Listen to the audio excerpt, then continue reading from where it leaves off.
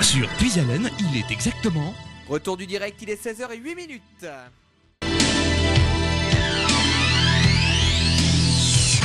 Et vous nous écoutez sur nos 3 fréquences, 92.5 à Compiègne, 99.1 à Soissons et le 100.9 à Noyon. Également le streaming internet avec radiopisalène.fr. On retrouve tout de suite Edwige dans la salle d'interview. Bonjour Edwige. Oui, bonjour Nicolas. Merci de nous donner l'antenne autour de cette table. Justement, en ce qui concerne les associations, nous recevons l'association APRAC cet après-midi. Donc, avec nous, tout autour de la table, eh bien, vous allez vous présenter chacun votre tour, Monsieur Delalot, qui est non. Si, c'est ça.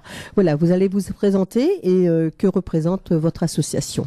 Alors bonjour, alors notre association c'est l'APRAC. L'APRAC c'est l'association pour la rénovation de l'abri du Comprince. Donc là on va parler de la guerre de 14-18. D'accord. À côté de vous, sur ma droite. Oui, bonjour. Madame de France, donc maire de Namsel.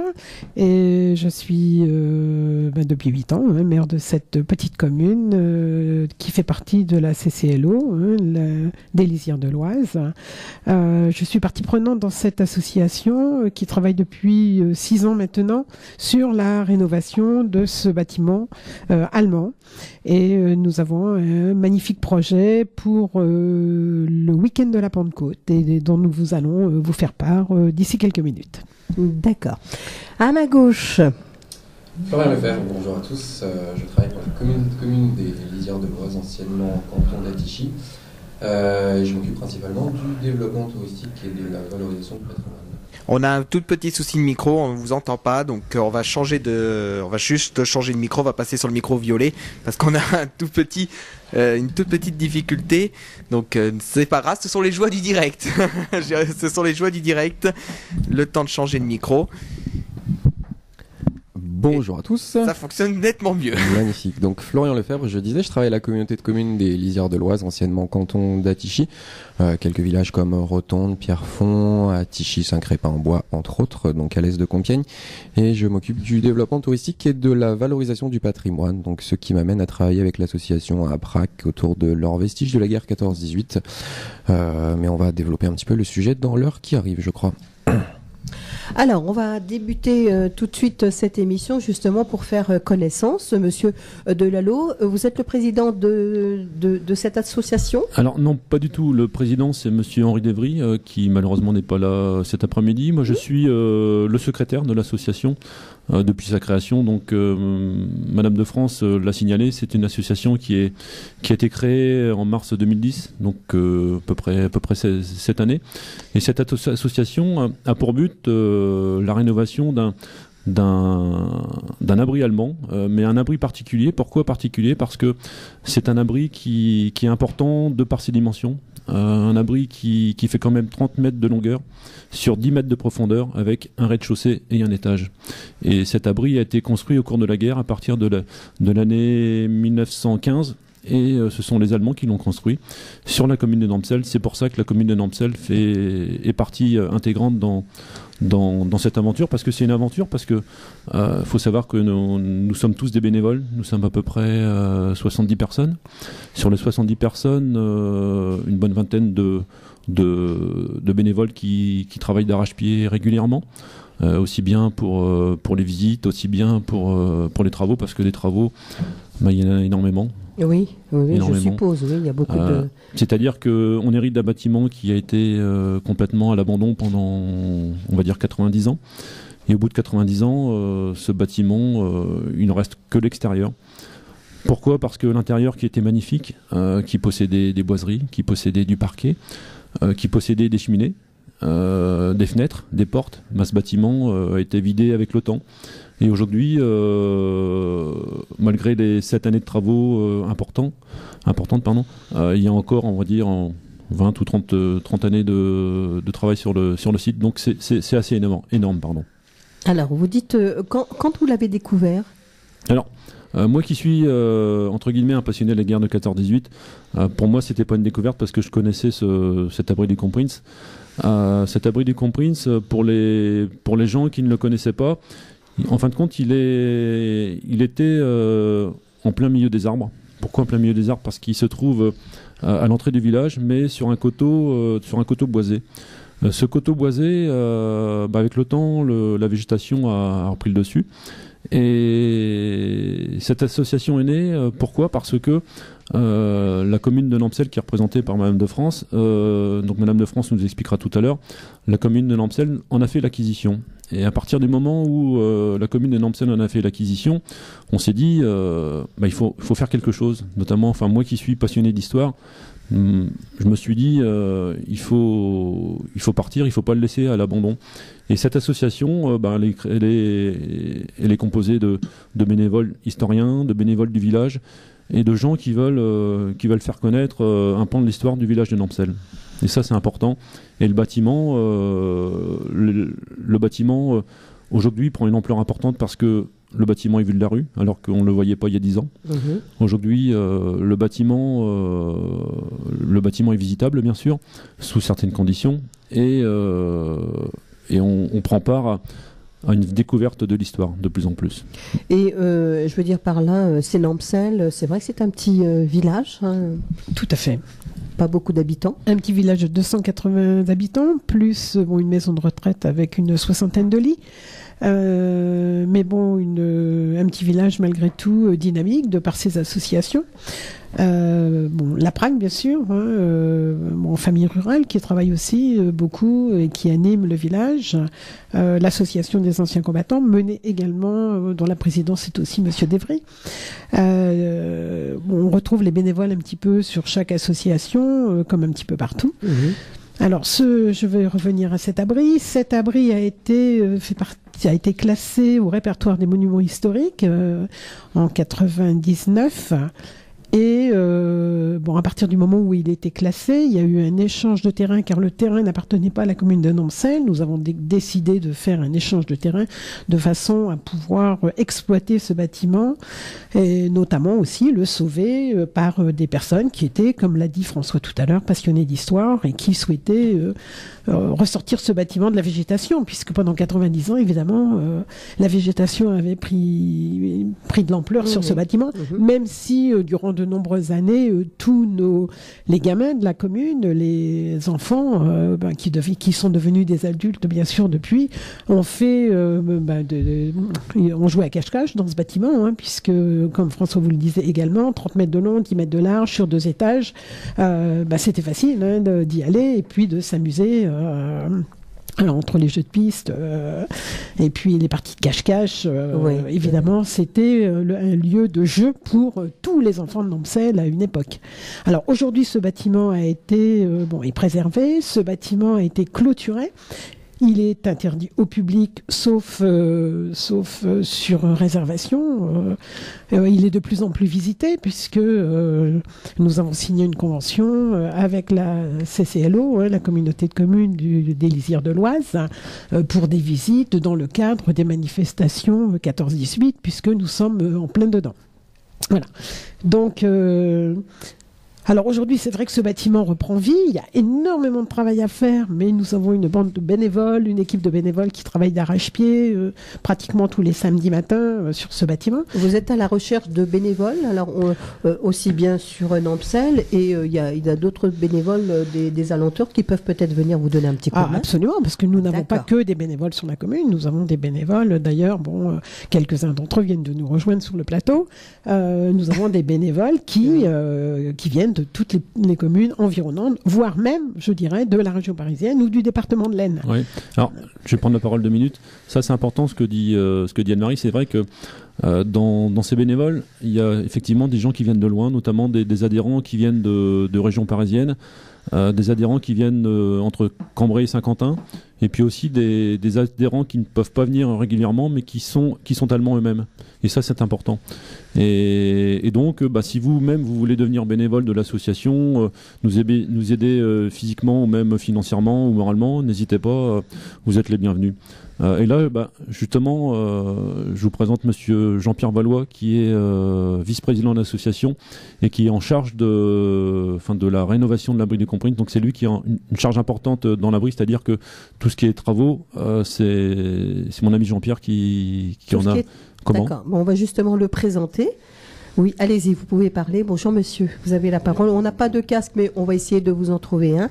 Bonjour Oui. tout le monde. Voilà. Je suis désolé d'être en retard, mais j'ai été arnaqué sur Internet et je sors de la banque.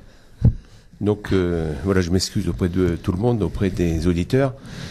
Je sors de la banque pour une arnaque sur Internet. Alors méfiez-vous si on vous propose des téléphones, des iPhone 6 ou 7 à un prix défiant toute concurrence, à 1 euro dans l'heure en l'occurrence. Oui, C'est une arnaque. Surtout, n'achetez pas. c'est bien de le signaler. Voilà. Tout le monde sera au courant. Tout le monde sera au courant. Ben, c'est ça. Voilà. C'est ça le direct, c'est ça l'information. Voilà, c'est ça l'information. Et voilà, d'où mon retard. Oui. Je suis désolé, mais il y avait...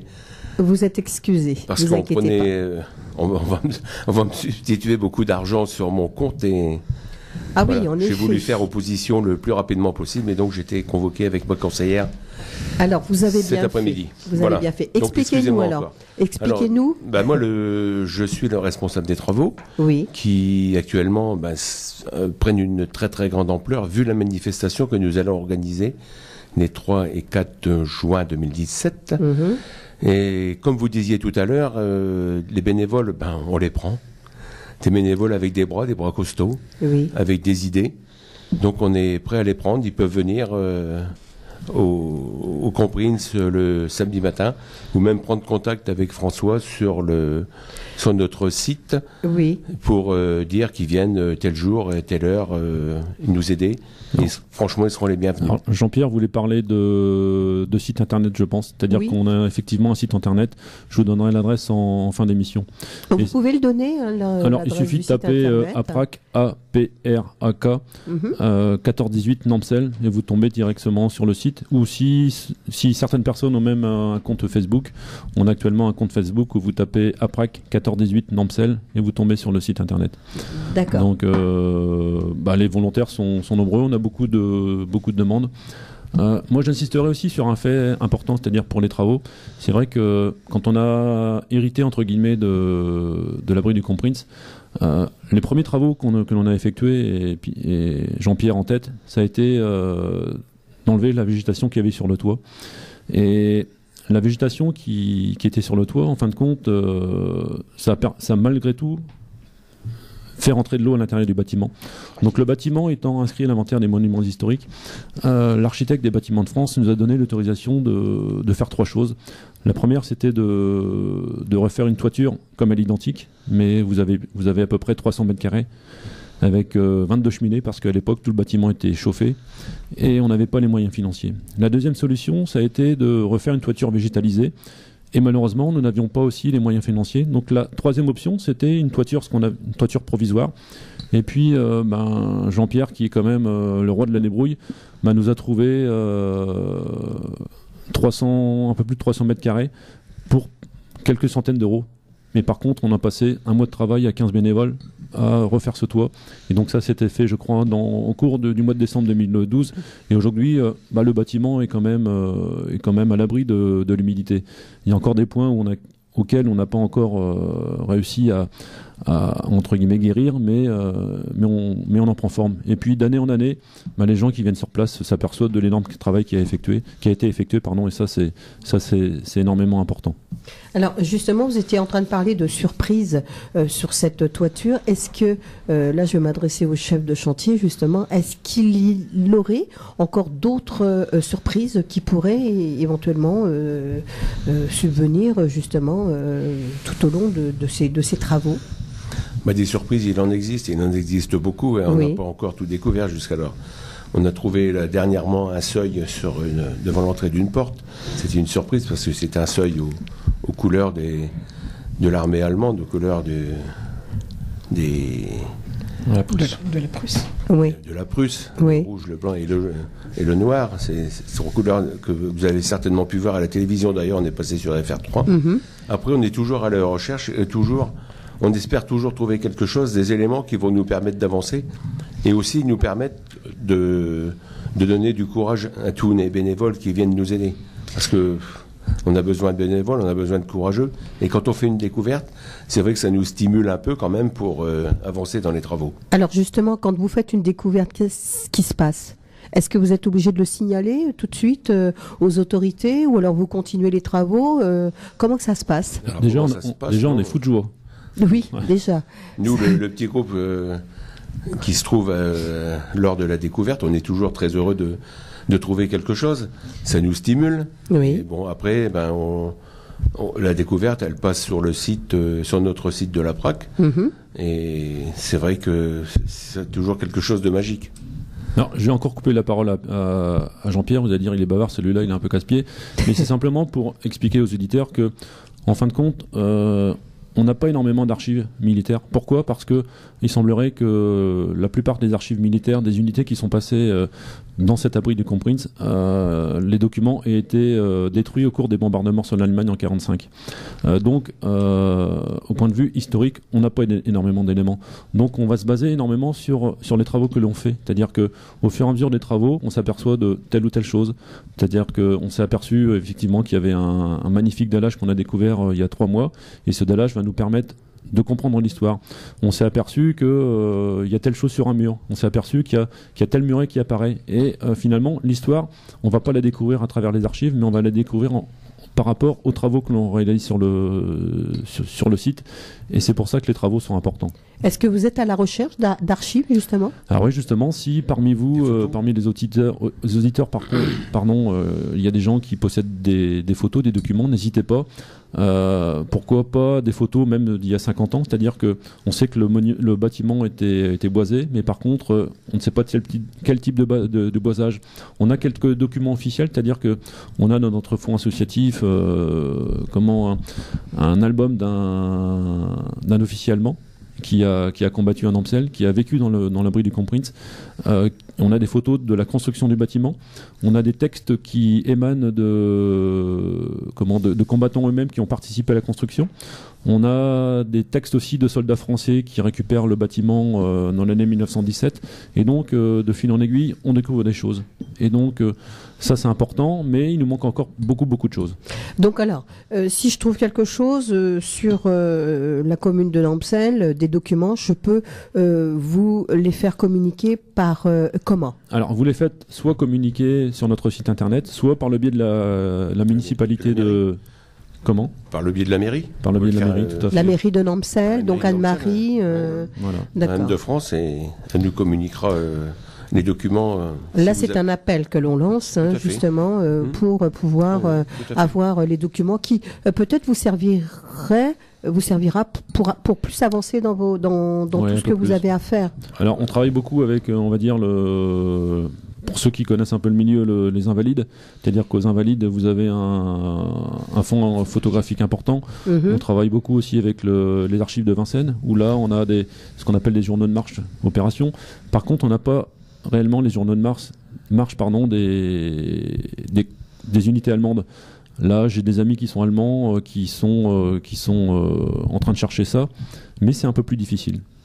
Et donc n'hésitez pas. Donc notre siège social c'est à la mairie de Nampsel, et puis Anne-Marie et son équipe vous accueilleront avec plaisir. D'accord. L'appel est lancé. Donc là, comment ça se passe au niveau des bénévoles ?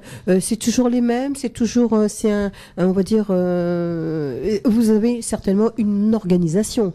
Tout à fait, on a une organisation, on lance une journée de travaux, en général, comme vous disiez François tout à l'heure, Oui, c'est souvent le samedi, oui. ça se déroule Parce que je vous de rappelle qu'on 9 est à 13h. que des bénévoles.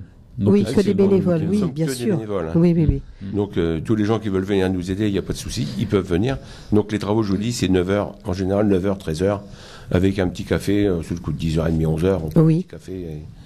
Donc Chaque- le programme est établi Discute un peu évidemment 5 minutes des travaux. par Jean-Pierre. On sait que tel jour on fait telle chose. Donc à partir de là, on s'organise. Faut savoir que sur le site, il y a une grande partie enherbée. Donc rien que ça demande déjà entre 4 et 5 heures de débroussaillage. Et ça, régulièrement, il faut le faire à peu près une fois par mois. Donc c'est déjà énormément de travail. Et puis après, on... Nous, on a le matériel, après, il faut mettre les bras sur le matériel. On Comme a vous les dites. débroussailleuses, on a Oui. les tondeuses. Ah oui, On a voilà. le matériel, mais Oui, Voilà. oui. Il faut des bras. il faut des Oui. bras. Après, Oh. une fois que Une fois qu'on se sert d'un matériel, on ne peut pas faire autre chose sur le site. On ne peut pas être partout à la fois. Étant donné le nombre de bénévoles, on ne peut pas non plus se partager, se couper en quatre. Et puis, pardon. Allez-y. Et après, je dirais que, en dehors de tous ces travaux qui sont quand même importants, il y a aussi l'aspect communication. Et là, Florian Lefebvre du Musée Territoire qui est ici, je pense qu'on va lui laisser un petit peu la parole parce que Florian a une grosse part dans toute cette communication. Et c'est lui qui est aussi à l'initiative d'un projet qui a été intéressant, dans lequel on l'a aidé à mettre en œuvre. C'est-à-dire qu'aujourd'hui, il y a un chemin pédestre dans le village de Nampcel et ça fait partie intégrante de l'abri du Comprince. Oui, absolument. Alors, on est déjà en 2017, donc en plein centenaire. Un gros projet a été lancé dans l'Oise et dans une partie de l'Aisne. Alors, je vous ai dit que je travaillais moi pour la communauté de communes des Lisières de l'Oise, ancien canton d'Attichy. Mais nous ne sommes pas seuls à travailler sur cette ancienne ligne de front 14-18 qui coupait notre département en deux, avec une bonne partie qui était côté allemande, notamment le village de Nampcel, entre autres, mais bien d'autres. 4 autres communautés de communes se sont jointes à nous. La communauté de communes du Pays des Sources, autour de Lassigny, la communauté de communes des Deux Vallées, autour de Tourotte, la communauté de communes du Pays Noyonnais, évidemment autour de Noyon, et l'ancienne communauté de communes du Pays de la Vallée de l'Aisne, donc autour de Vic-sur-Aisne, donc un ensemble de 5 collectivités, et c'est assez intéressant pour le noter, qui d'ailleurs ne sont même pas dans le même département, qui ont réussi à s'associer, à travailler ensemble pour monter un gros projet de valorisation de leur territoire autour de l'ancienne ligne de front. Alors ce gros projet aujourd'hui se matérialise par ce qu'on appelle la ligne rouge. Je suis sûr que de nombreux auditeurs du territoire ont vu un certain nombre de panneaux cinétiques routières installés par le conseil départemental de l'Oise, qui est d'ailleurs partenaire également de ce projet, ainsi que le conseil régional. Donc la ligne rouge avec des informations géographiques un petit peu partout. Alors la ligne rouge, c'est un petit peu le symbole qui matérialise notre association de toutes ces communautés de communes pour mettre en valeur le territoire. Alors, elle suit d'une manière symbolique, bien évidemment, puisqu'on ne pouvait pas suivre au mètre près la ligne de front telle qu'elle était entre septembre 14 et mars 1917. Et toutes ces communautés de communes ont fait, donc dans le cadre de ce musée territoire, un regroupement, un musée à ciel ouvert, ont monté différents projets. Des projets à la fois qui se passent chaque année, mais également des projets plus pérennes, notamment, entre autres, effectivement, ces circuits de randonnée. Alors, des circuits de randonnée pour valoriser le territoire, c'était une solution qui semblait assez évidente. Alors, ce sont des circuits qui sont praticables, bien évidemment, tous à pied, et même pour certains à vélo, à cheval, et d'autres qui ont des dimensions qui sont assez grandes, à peu près 70 km pour le plus étendu, qui peuvent se faire même en voiture. Alors, tous ces circuits de randonnée sont sur des thématiques bien particulières, qui sont propres à chaque lieu, bien évidemment, et qui peuvent un petit peu couvrir l'ensemble des événements qui se sont passés sur nos territoires pendant la Première Guerre mondiale. C'est-à-dire qu'un petit peu à chaque village, à chaque circuit de randonnée, sa propre thématique, ce qui permet, en traversant à peu près les 70 km de ligne rouge, en faisant nos circuits de randonnée, de découvrir un petit peu les histoires du quotidien de la Première Guerre mondiale sur nos territoires. Alors on a des circuits sur l'occupation allemande, la vie sous l'occupation allemande, ou l'organisation des villages sous l'occupation allemande, comme par exemple évidemment Nampcel, avec en summum de ce circuit la découverte de l'abri du Kronprinz. On a des circuits sur un sujet qui est un petit peu plus difficile, les fusillés, je pense notamment à Vingré, qui est dans l'Aisne juste à côté. On a des circuits sur l'engagement des chars sur les territoires, puisqu'on le sait relativement peu, mais il y a eu pas mal de combats en 1918 qui ont impliqué des chars. On a des circuits sur les premiers combats, alors on pense souvent en tranchées quand on parle de guerre 14-18, mais on oublie souvent qu'il y a eu une guerre de mouvement, une guerre à l'ancienne, où on combattait de maison en maison, de chambre en chambre, de porte à porte, de rue en rue.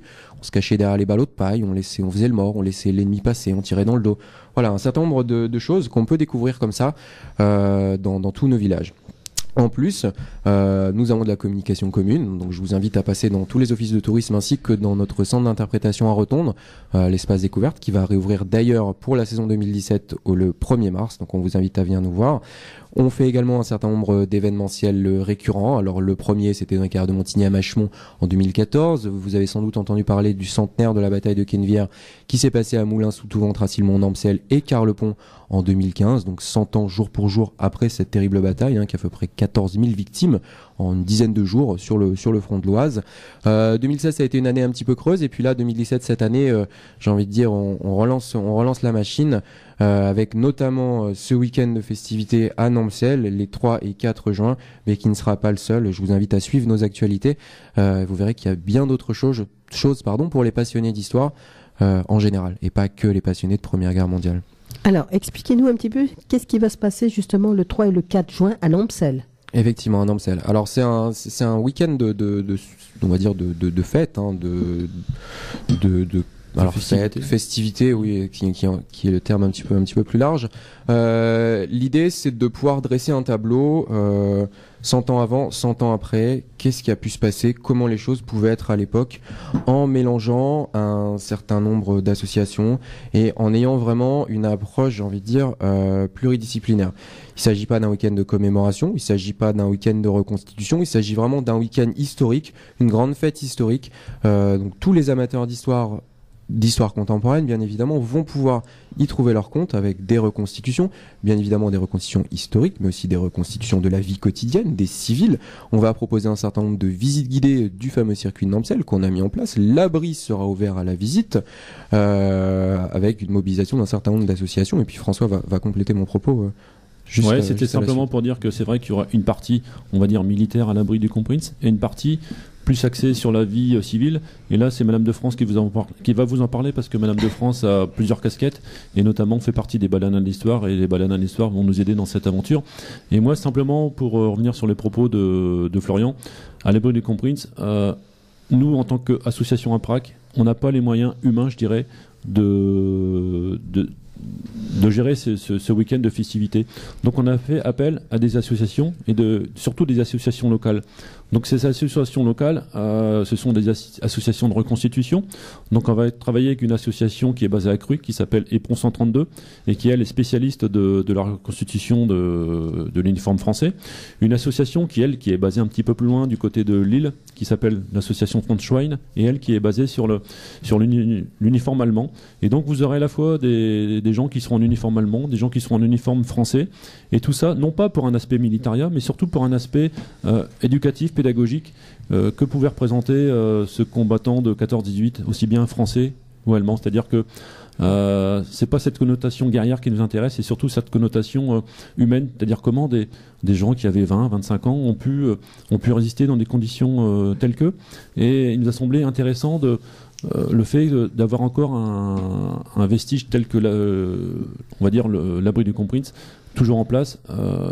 C'est un décor intéressant, et quand les associations, on leur a posé la question, est-ce que vous êtes partant pour un tel événement, on nous a dit oui tout de suite. Et puis après, on s'est dit, mais est-ce que ça suffit à l'abri du Kronprinz pour le 3 et 4 juin? On s'est dit non, on va étendre tout ça au village de Nampcel. Et là, si on étend tout ça au village de Nampcel, il faut que d'autres associations nous aident. Et là, c'est... Comment ? On peut pas tout faire nous-mêmes. On peut pas tout faire nous-mêmes. Oui, il faut se faire aider. Et là, justement, elle m'arrive à nous épauler pour animer la manifestation. Oui, parce que c'est beaucoup d'organisation, Anne-Marie. Absolument. Absolument. Alors, c'est vrai qu'en dehors de cette casquette de maire sur la commune de Nampcel, je suis aussi depuis une vingtaine d'années maintenant secrétaire dans une association qui s'appelle les Baladins d'Histoire. Baladins d'Histoire qui est située sur la commune de Guiscard. Notre siège social est à Guiscard. Alors, évidemment, j'ai fait appel à cette association car nous faisons de la reconstitution, de scènes historiques. Et notamment, nous avions participé aux manifestations de Moulins-sous-Touvent pour la bataille de Canevière il y a 2 ans, qui fut un véritable succès. Alors, nous n'aurons pas cette même connotation cette année, puisque ce que nous souhaitons, avec l'association APRAC, comme François vous l'a dit tout à l'heure, c'est surtout de faire vivre Nampcel à l'époque 1900, avec ses vieux métiers. Alors, qui dit ces vieux métiers dit les lavandières, les marchands de 4 saisons, l'homme sandwich, bon, ça s'appelait pas comme ça à cette époque-là.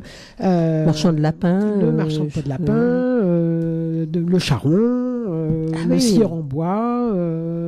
le ciron long, tout au moins, hein, parce que c'est un ciron de bois, mais ça s'appelle le ciron long. Le boulanger peut-être. Les vieux métiers de l'époque. Oui. Alors on a quantité avec cette association et le musée de la Patte d'Oie, de Plessier-Patte d'Oie, qui nous a rejoints et qui devrait nous prêter du matériel qu'ils disposent dans leurs locaux. Et d'autres associations aussi, comme Attichy, Mémoire d'Attichy, oui. Car nos salles, nous avons 2 salles, une salle des fêtes un peu plus importante, et puis l'église qui sera mise à disposition pour y installer des expositions. C'est-à-dire qu'on va travailler aussi en partenariat avec le musée franco-américain de Blérancourt. Et le musée franco-américain de Blérancourt va nous présenter une petite exposition pédagogique sur Anne Morgan. Donc Anne Morgan, c'est une riche américaine qui a travaillé, qui a œuvré beaucoup à partir de l'année 1917 sur la reconstruction des villages. Et puis la conservatrice du patrimoine du musée franco-américain nous fera justement une conférence sur Anne Morgan. Et puis un ami qui est un peu plus érudit que moi, qui s'appelle Rémi Hébert, va lui nous faire une conférence sur cette année 1917 qui est spécifique ici dans la région. C'est-à-dire que l'année 1917 correspond à ce qu'on appelle le retrait de la ligne Hindenburg, c'est-à-dire qu'un beau jour, à Nampsel, alors que les Allemands sont restés du mois de septembre 1914 jusqu'au mois de mars 1917, on s'aperçoit que les Allemands sont partis. Pourquoi partis ? Au début, on ne comprend pas. Puis après, on s'aperçoit que c'est pour une raison stratégique. Donc, Rémi Hébert va nous faire une conférence sur ce retrait sur la ligne Hindenburg. Donc la conférence aura lieu l'une le samedi 3 juin à 15h et l'autre le lendemain à peu près à la même heure. Donc tout ça se passera dans l'église de Nampsel. D'accord. Alors, ce que je vous propose, c'est de se marquer une petite pause musicale, le temps que, justement, qu'on voit un petit peu, on va parler du parcours, tout ça, si vous voulez bien développer, justement, si c'est pas une curiosité, mais bon, de savoir de quel point on va partir, parce que c'est beaucoup d'organisation, je suppose. Donc, une petite musique, merci Nicolas, et puis on revient tout de suite. Eh ben, on va écouter tout de suite Léa Passy avec Pour aller où, mais juste avant, on va parler de notre manifestation pour la Saint-Valentin. C'est samedi prochain et il reste encore des places pour vous inscrire. Léa Passy sur l'antenne de Radio Pisalène avec Pour aller où. On retrouve tout de suite Edwige dans la salle d'interview avec ses invités. Voilà, merci Nicolas. Alors là, on reçoit l'association pour la rénovation de l'abri du Comprince. Donc, toutes les personnes qui se trouvent autour de cette table à Radio Pisalène, eh bien, nous sommes là pour développer un petit peu le programme du 4 et du 5, du 3 et 4 juin, puisque c'est quand même un projet, c'est Nampsel. Il y a beaucoup de choses à dire, beaucoup de choses à faire. Oui, tout à fait. C'est vrai qu'il y a tellement de choses à faire. Donc, comme je l'ai dit et je le répète, on fait appel à plusieurs associations. Et puis ces associations, de semaine en semaine, on s'aperçoit qu'il y a beaucoup de monde qui nous rejoint. Et donc, ça prend une ampleur importante. Et donc, déjà, je vous remercie Edwige de nous recevoir parce que c'est déjà un point important pour nous.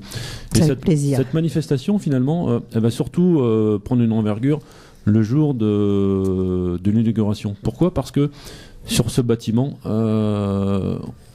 on va faire une petite inauguration pour lancer les festivités. Et sur ce bâtiment, en 1916, les Allemands avaient créé un blason. Et ce blason, malheureusement, a disparu. Alors, est-ce qu'il a été volé ? Est-ce qu'il est tombé par le temps ? Est-ce qu'il a été détruit ? On ne sait pas. Mais en tout cas, grâce aux photos d'époque, on a pu reconstituer ce blason. Et dans l'aventure de l'association, on est aidé parfois par des professionnels qui nous disent vous faites un travail formidable, parce qu'il faut reconnaître que le travail il est formidable. Et puis ces associations viennent nous aider, mais bénévolement, c'est-à-dire que il y a une association, un tailleur de pierre, qui va nous refaire le blason, et ça gratuitement. Donc déjà pour nous c'est important. Et puis de fil en aiguille, à partir de là on s'est dit à partir de ce blason on va lancer les festivités. Et donc les festivités seront lancées le samedi 3 juin à partir de l'inauguration du blason, et puis de là on va partir dans le centre du village pour découvrir ce qui se passe dans le centre du village. Donc ça c'est important. Et Anne-Marie nous a parlé tout à l'heure de vieux métiers. Donc il y a le musée du Plessis-Patte d'Oie qui va gérer cette vie civile, parce que ce qu'on aimerait bien aussi, c'est que les habitants du village participent à ce week-end de festivités. Donc comment faire participer les gens du village, c'est-à-dire qu'on va leur lancer l'information. Donc on va réunir les gens du village dans la salle des fêtes pour leur expliquer ce qui va se passer. Et puis là, ce qu'on aimerait bien, c'est voir des gens du village de Noncel et pourquoi pas des gens d'autres villages aux alentours venir en tenue d'époque. Parce que ça, c'est ce qu'on voudrait, c'est revivre le village dans les années 1917-1920. Donc ça, c'est très important. Et les baladins d'histoire, quand on connaît leur travail, ils vont nous donner un sacré coup de main. Donc là, je tiens à remercier les baladins, puis surtout à remercier un personnage des baladins qui est important, c'est Marcel. Donc Marcel, si tu nous écoutes, on te fait un beau clin d'œil, Marcel. Oui, Marcel, on te fait un gros bisou. C'est vrai que Marcel Lagan, qui est le président des baladins d'histoire, c'est vrai, Anne-Marie, ça fait longtemps que tu es au baladin d'histoire. Alors, c'est vrai que c'est très important parce que tu disais que tu allais faire participer toutes les personnes de ton village. Donc là, je pense que je souhaiterais. Oui, ça serait faire bien. un appel à la population. D'accord. Alors là, ça serait bien. Donc, je pense que les baladins d'histoire sont là justement pour prêter des costumes. Tout à fait. Alors, comme tu le sais, Edwige, puisque pour avoir participé à un moment donné aussi à notre aventure, oui, et avoir fait partie aussi des baladins d'histoire. D'ailleurs, tu es toujours membre des baladins d'histoire. Bien sûr, tu m'as pas viré. Non, mais je tiens à te conserver d'ailleurs. Tu sais que nous avons un vestiaire d'une certaine importance. Oui. Donc, nous pouvons évidemment proposer des costumes. Je dis pas à toutes les personnes qui le souhaiteraient, puisque nous avons différents costumes, mais un certain nombre de costumes pour habiller, que ce soit le facteur, le pompier d'époque, même le curé, un curé, enfant de chœur, refaire une scène de classe, refaire une scène d'école avec du vrai matériel, du mobilier d'époque que les uns et les autres avons gardé. Et divers métiers. Vous serez certainement surpris par tous ces métiers, encore une fois, qui existaient à l'époque et que nous pouvons refaire vivre 100 ans plus tard. Donc là, il se passe, il faut quoi? Il faut s'inscrire, t'as un numéro de téléphone, tu as un site pour justement. Alors un site, non, le numéro de téléphone, le numéro de téléphone de la mairie de Nampcel. D'accord. La mairie de Nampcel est ouverte le lundi après-midi et le jeudi après-midi.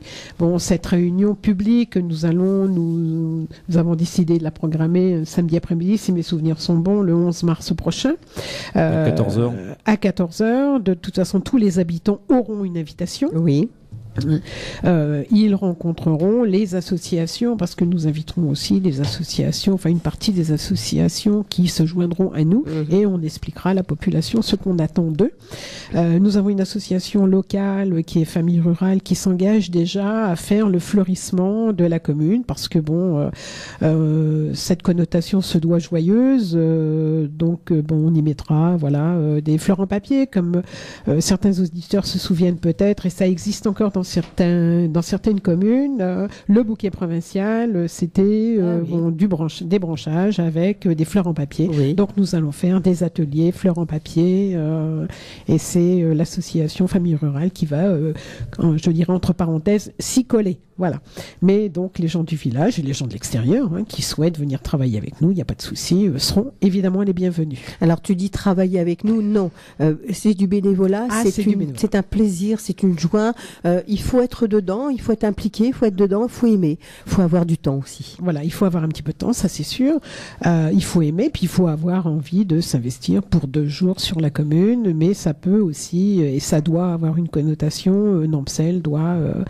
ça serait une manière de faire connaître un petit peu plus Nampcel, et puis de faire voir aussi qu'une commune, encore une fois, de 280 habitants est capable de faire des choses avec des bénévoles. Oui, ça peut bouger. Et je rajoutais un petit point important, c'est-à-dire que même les enfants peuvent venir, parce qu'il y a aussi de la place pour les enfants.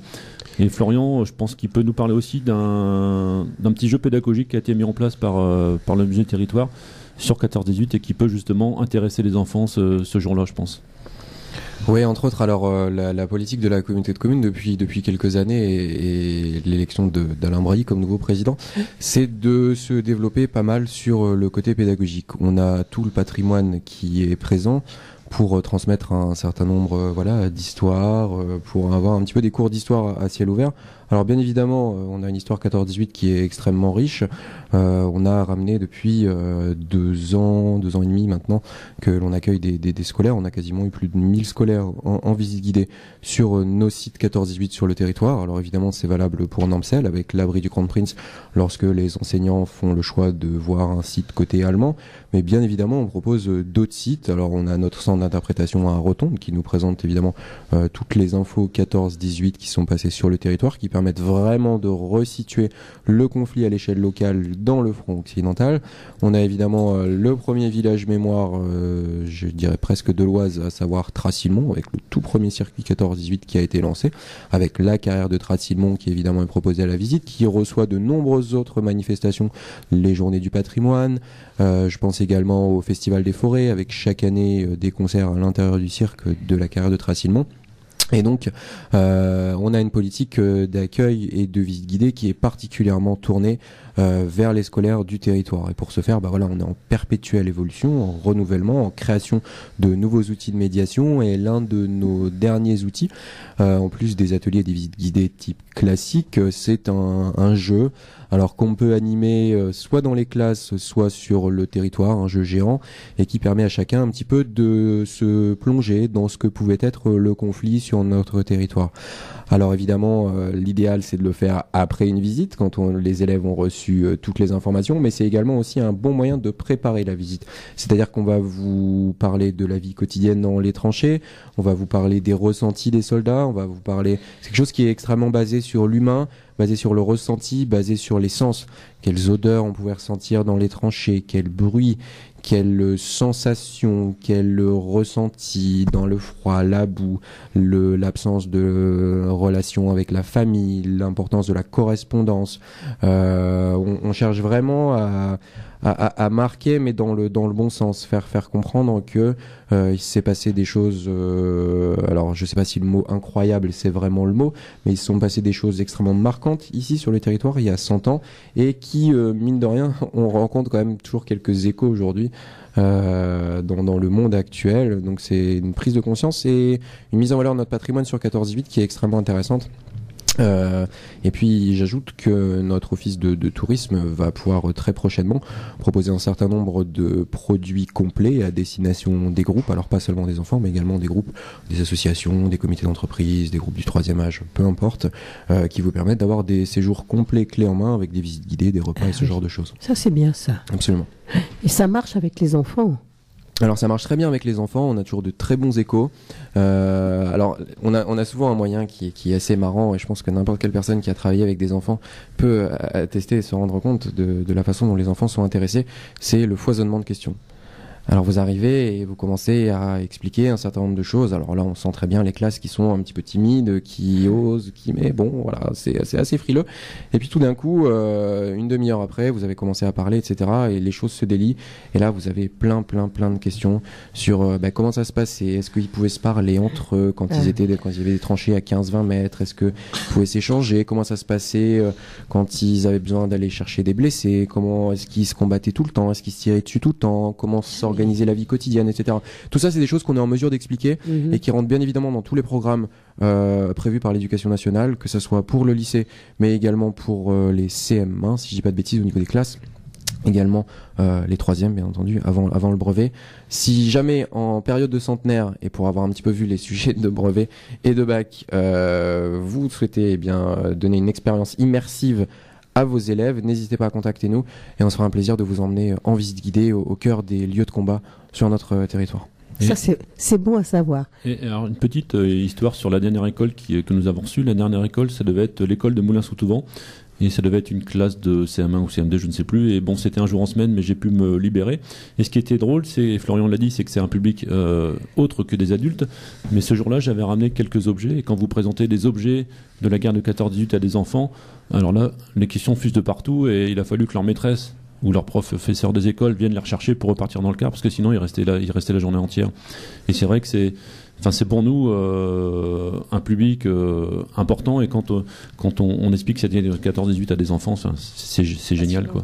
Alors justement, j'allais vous poser la question. Donc le Kronprinz à Nampsel se visite. Là, à l'heure actuelle, vous faites visiter aux écoles.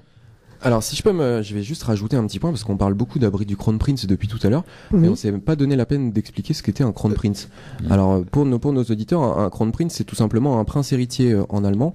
Alors, quand on parle de Kronprinz, on peut parler soit du fils du Kaiser, donc du fils de l'empereur d'Allemagne à l'époque, ou alors on peut également parler du Kronprinz de Bavière, donc du prince héritier du royaume de Bavière, qui était le prince Ruprecht. Donc voilà, un Kronprinz, c'est tout simplement un prince héritier.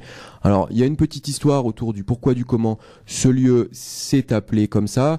Je vais pas vous la raconter maintenant. Je vous invite à venir nous voir ou aller à Nampsel. Il y a un certain nombre de panneaux d'interprétation dans notre circuit pédagogique dont je vous parlais tout à l'heure, qui vous explique toute cette histoire-là. Le site internet de l'association également présente toutes ces choses-là. Un certain nombre de nos documents de communication à la communauté de communes de promotion touristique expliquent également l'histoire. Donc voilà, le Kronprinz, qu'est-ce que c'est ? C'est tout simplement un prince héritier. Et surtout, vous ne trompez pas d'abri du Kronprinz, parce que des abris du Kronprinz sur le front qui en 14-18 faisait 600 km, il en existe 3. Il en existe un du côté de la Haute-Chevauchée, ça c'est du côté de Varennes-en-Argonne, en limite de Meuse, un autre du côté de Metz, et le troisième c'est celui de Nampsel, et c'est le seul qui est en pierre de taille, alors que tous les autres sont en béton armé. Pourquoi je dis ça ? Parce que j'ai souvent des gens qui veulent venir en visite et qui pensent que l'abri du Kronprinz qu'ils veulent visiter se trouve, c'est celui d'Argonne, mais pas du tout, celui de Nampsel est bien à Nampsel, et on est chauvin sur ah oui, sur la chose. Nampsel, c'est Nampsel. Hein. Et moi, je voudrais faire une petite remarque aussi, c'est que l'abri du Kronprinz, quelques personnes aussi nous ont dit, vous faites l'apologie des Allemands quand ils sont venus, qui ont investi le village. Alors que c'est pas du tout ce que nous faisons. Ce que nous faisons, c'est un devoir de mémoire pour savoir qu'un jour, il s'est passé quelque chose dans notre village de Nampsel. Et pas que dans le village de Nampsel, partout ailleurs, c'est-à-dire que... Et aux villages aux alentours, bien sûr. Pourquoi les Allemands ont occupé Nampsel ? C'est-à-dire qu'à Nampsel, on est à peu près à 2500 mètres des premières lignes, et les troupes allemandes ont investi Nampsel et se sont dit, là on est un abri, et Nampsel va devenir un village... non pas fortifiés mais quasi, et les troupes d'artillerie, les troupes du génie, des troupes d'infanterie vont occuper le village pendant 3 longues années, quoi. Par la position, étant donné qu'il y avait une colline et l'abri était à l'abri des obus. Alors là, comme je dirais Florian, je dirais que c'est aux auditeurs de se déplacer pour découvrir ce site. Et d'ailleurs, j'allais te dire, oui, vous avez un cimetière militaire allemand aussi, à quoi, 500 mètres, je crois, même pas, 500 mètres. Donc, alors, on peut le visiter. Comment que ça se passe ? Est-ce que vous êtes amené à justement pouvoir faire des visites ? Alors justement, ouais, nous sommes amenés à faire des visites. Les visites sont entièrement gratuites. Ça, c'est important parce que on aurait pu faire payer des visites pour avoir de l'argent, mais le but, c'est de faire des visites gratuites, et on propose plutôt aux visiteurs, quand ils sortent, une plaquette. Pourquoi une plaquette ? Parce que avec les documents qu'on a récupérés, on s'est dit il y a 2 ans, on va proposer aux visiteurs une plaquette, et cette plaquette, elle est vendue au prix de 8 €, et vous pouvez y découvrir l'histoire de cet abri. Et puis un autre moyen aussi, c'est de trouver de l'argent, c'est aussi de vendre une bière, parce que on s'est dit il faut trouver un moyen de financement. Et puis quand le visiteur voit cette plaquette, quand le visiteur voit cette bière du Kronprinz qu'on appelle la Kronprinz Brau, il l'achète. Et pourquoi il l'achète aussi ? Parce que dans ces bénévoles qui participent à ces actions, il y a aussi des professionnels, comme je vous l'ai dit tout à l'heure, et notamment un ami important de l'association, c'est Francis Macquart. Et Francis Macquart, c'est un dessinateur génial qui nous fait des affiches, qui nous fait beaucoup de choses. Et un jour, quand on lui a lancé l'idée de vendre une bouteille de bière, il nous a dit « Ok, je vous fais l'affiche de la bouteille de bière ». Donc on a une bouteille de bière avec une superbe affiche. Et puis là, on travaille avec un petit brasseur de Noyon qui est Mathieu Durville. Et Mathieu s'est lancé à fond dans cette aventure. Et nous, ça nous permet d'avoir des moyens. Parce qu'on n'a pas parlé de moyens, mais on vit de cotisation. Donc une cotisation à l'abri, à la PRAC. Une cotisation à 10 €. Donc c'est pas cher. Pour l'année. Pour l'année. Oui, c'est pas cher. Oui. Donc c'est le minimum. Après, si les gens veulent vivre, veulent nous donner beaucoup plus, c'est important. Je n'oublierai pas non plus dans les remerciements la commune de Nampsel, parce que la commune de Nampsel nous donne une petite subvention, donc qui qui est là, la commune de Moulins-sous-Touvent, et puis et surtout Monsieur Brailly, parce que Florian a parlé de Monsieur Brailly, et Monsieur Brailly, qui est président de la communauté de communes des Lisières de l'Oise, nous aide vraiment efficacement, et là je tiens à le remercier parce que c'est une bonne épaule, quoi. D'accord. Alors, pour simplement revenir à vos visites, c'est regroupé, c'est un par un, comment vous organisez? On préfère quand même par petits groupes, voilà. Une dizaine de personnes. Oui. C'est préférable. Après, vous prenez rendez-vous sur le site de la PRAC. Je peux venir du lundi ou au dimanche disponible. Ah oui. Nous sommes toutes des personnes retraitées. D'accord. Donc on est assez disponible pour organiser des visites dans la mesure du possible aux personnes qui veulent se rendre sur le site. Alors pour ceux qui veulent venir en dehors des week-ends, parce que nous sommes des bénévoles et on œuvre le week-end, là il faut vous adresser à, je dirais, la communauté de communes des Lisières de l'Oise, donc, notamment en l'occurrence Florian, qui là, Florian selon ses disponibilités, se fera un plaisir de vous guider en semaine, je pense. N'est-ce pas Florian? Oui, absolument. Alors n'hésitez pas, nous on peut vous monter des séjours sur mesure. Alors on le fait pour des associations, on le fait beaucoup pour les écoles. Je vous parlais tout à l'heure du jeu et de l'animation du jeu. Alors on a énormément de possibilités pour vraiment vous monter des journées sur mesure. Alors une journée type, c'est entre 10h et 16h30 à peu près. On arrive toujours à caler avec un repas et on vous fournit la salle pour le repas, bien évidemment. Donc vous venez juste avec votre pique-nique. On est à des tarifs qui sont extrêmement avantageux. Je vous ai dit tout à l'heure que la volonté de la communauté de communes, c'était de favoriser l'accueil des scolaires. Donc on est à des journées et des visites qui sont à 1 € par élève, pour des visites qui en moyenne font de 2 à 3 heures et qu'on vous monte bien entendu sur mesure. Alors Nampcel, on finit en général par l'abri du Grand Prince, mais on fait tout le village avant avec les explications du village, on va sur les points historiques. Tracy-le-Mont, c'est la même chose, on va faire Autrèche bien évidemment bientôt, on rajoute le village de Rotonde avec des vestiges plus notre centre d'interprétation. À ça, la possibilité de venir dans votre classe ou même de vous accueillir et de vous animer ce fameux jeu qui fonctionne très bien auprès des scolaires. Donc on a toutes ces possibilités-là de visite, donc n'hésitez vraiment pas à nous contacter et vraiment on a des interlocuteurs assez variés et pour le moment je vous avoue qu'on n'a pas eu de retour négatif. Les gens partent vraiment enchantés, ils découvrent et ils redécouvrent même leur propre patrimoine et qui est à leurs pieds. On dit toujours que on a toujours tendance à visiter les choses qui sont loin de chez soi et on regarde très peu ce qu'il y a à nos pieds. Et là, en général, nos écoles sont extrêmement satisfaites de découvrir qu'ils ont la possibilité de vivre des cours d'histoire à même pas 10 minutes des endroits où ils font classe. Florian, je voudrais quand même te dire aussi que des gens de Nampcel ne savaient pas que le Grand Prince existait. Exactement. Des gens qui habitent dans la commune. Exactement, c'est aussi une redécouverte et c'est un point qui est extrêmement important quand on monte des projets et notamment nos circuits, c'est l'acceptation par la population locale qui souvent redécouvre elle-même son propre patrimoine et qui se l'approprie. Et les meilleurs gardiens, les meilleurs communicants de tous les travaux que nous on fait, ce sont les populations locales. Le circuit de Nampcel n'a jamais été aussi bien évoqué que par les habitants eux-mêmes qui sont les propres ambassadeurs de ce que nous, communauté de communes, avons mis en place. C'est-à-dire que tout le service après-vente, quasiment, est fait par les habitants qui sont extrêmement fiers de ce travail qui a été fait en collaboration et qui en sont les meilleurs ambassadeurs. Alors, messieurs, dames, merci. Je vais vous laisser à chacun, justement, le mot de la fin. On va terminer cette émission, justement. Vous avez chacun un petit truc à dire aux auditeurs. Pas de problème. Moi, je vais remercier déjà vous de nous avoir accueillis, Radio Puisalène. C'est très gentil de nous avoir accueillis. Ça nous fait une très très bonne publicité. Et par cette communication, on espère des retombées, bien sûr. Des retombées, des bénévoles qui vont bien nous aider. On remercie aussi les entreprises qui nous ont aidés au départ, parce qu'on a commencé avec des brouettes et des pelles. Il y a par exemple l'entreprise Pivetta qui nous a aidés, l'entreprise Trouillet, l'électricien, qui nous a aidés, qui nous a fait une électricité datant d'époque, puisqu'on a électrifié le bâtiment. Et tous ces gens bénévoles qui nous aident, un grand merci à eux. Voilà, c'est tout ce que je voulais dire. Merci à Radio Puisalène et merci aux gens qui nous aident. Monsieur Delalot. Alors moi je dirais, surtout n'hésitez pas à venir visiter l'abri du Grand Prince parce que ça c'est important, nous ça nous fait vivre, on a besoin de vos visites pour trouver quand même, il ne faut pas se cacher, une manne financière. Et puis surtout ces visites ça nous apporte beaucoup, c'est-à-dire qu'une visite moi qui m'avait toujours plu, c'est il y a quelques années, On a su que dans cet abri du Comprince, dans les années 20, un habitant du village avait récupéré un mobilier. Et avec Jean-Pierre, on a mené l'enquête. Il s'est avéré que ce mobilier, c'était un fauteuil qui était dans l'abri du Comprince.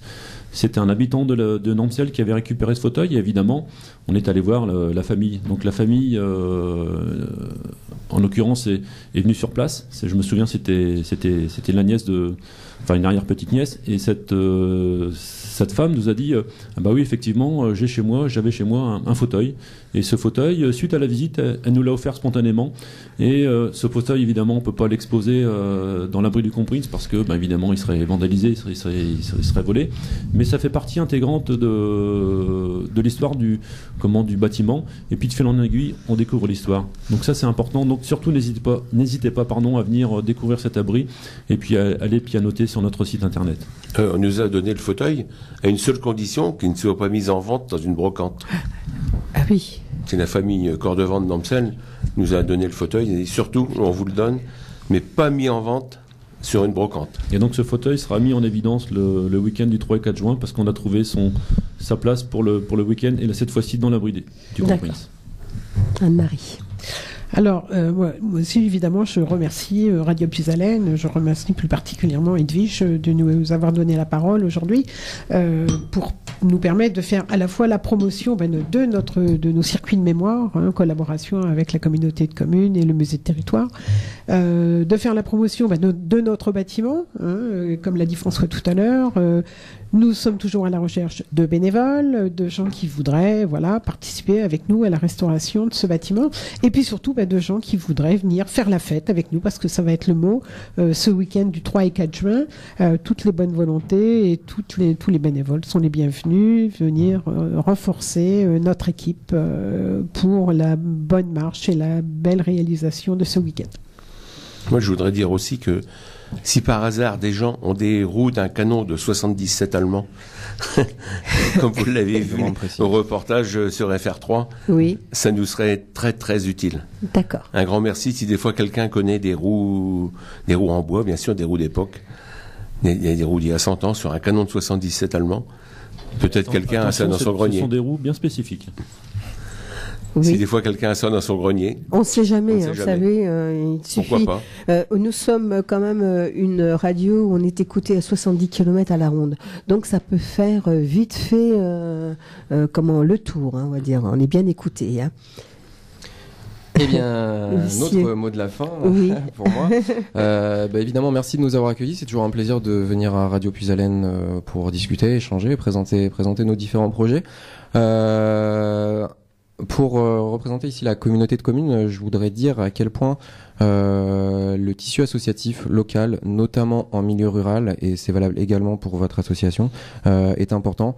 On parle beaucoup de la désertification des campagnes au profit des villes. C'est en ayant des associations dynamiques soutenues par les collectivités qu'on peut avoir des villages qui se bougent, des villages qui vivent et des habitants qui peuvent prendre plaisir à trouver des animations dans leur village et qui sont surtout acteurs du dynamisme et de leur propre vie locale.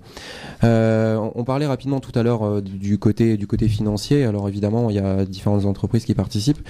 Je profite de votre antenne pour également lancer, pourquoi pas, un appel au mécénat. Alors mécénat d'entreprise, mécénat de particuliers. Vous savez que vous pouvez bénéficier de déductions fiscales lorsque vous investissez dans la protection du patrimoine. Donc si d'aventure ce sont des sujets qui vous intéressent, alors évidemment c'est valable pour l'abri du Comprince, mais c'est valable pour d'autres projets de protection du patrimoine. Je pense notamment à la Cité des Brossiers, à Tracilmont. Donc je lance l'appel, mécènes de tous bords. Si vous êtes intéressés, n'hésitez pas à nous contacter. Vous pourrez avoir des petites ristournes fiscales, notamment en plus de contribuer à la protection de choses qui sont quand même notre patrimoine, que ce soit mémoire ou industriel ou architectural en général. Oui.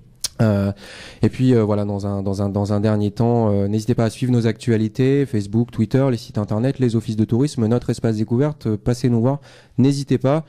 On se fera un plaisir de vous accueillir, de discuter avec vous. Et puis rendez-vous le 3 et 4 juin en nombre. On vous attend. Merci à vous, messieurs, dames. Merci Nicolas. Le mot de la fin, bien sûr. Merci à Martial qui nous a laissé beaucoup de temps. Merci Martial. Les auditeurs et auditrices, restez à l'écoute de nos programmes, bien sûr, avec Anne-Marie de France, les baladins d'histoire. Eh bien, c'est pas fini puisque nous aussi, on fera partie Radio Puisalène de cette aventure. Hein. Comme je disais à Anne-Marie, on sera toujours là pour justement épauler Nampcel, Anne-Marie, les baladins d'histoire. On fera aussi beaucoup d'informations sur notre antenne. Voilà. Merci. Mais je vous en prie. Alors vous pouvez retrouver cette interview comme d'habitude sur notre chaîne YouTube Radio Puisalène où vous retrouvez toutes les émissions à thème et les interviews. Donc d'ici quelques jours, le temps de faire le montage, vous retrouverez cette interview sur YouTube. Martial il dit demain. Oui, parce que demain il y a les services civiques qui sont là, donc on va pouvoir leur confier la tâche. Dans un instant, donc c'est Martial avec Souvenirs et Accordéon, suivi à 21h d'Hervé avec Puisalène Trans. Et puis donc on se quitte tout de suite avec notre dernier titre. On a une toute petite annonce à lancer avant qui concerne le théâtre de la Seine de l'Oise. Et puis après on retrouvera sur Athéna le titre suivant, c'est M avec Maquistador, juste le temps pour Martial de s'installer. Et puis ensuite, je vous laisserai en compagnie de Martial pour Souvenirs et Accordéon. Merci de votre fidélité. Très bonne soirée à tous sur l'antenne de Radio Puisalène.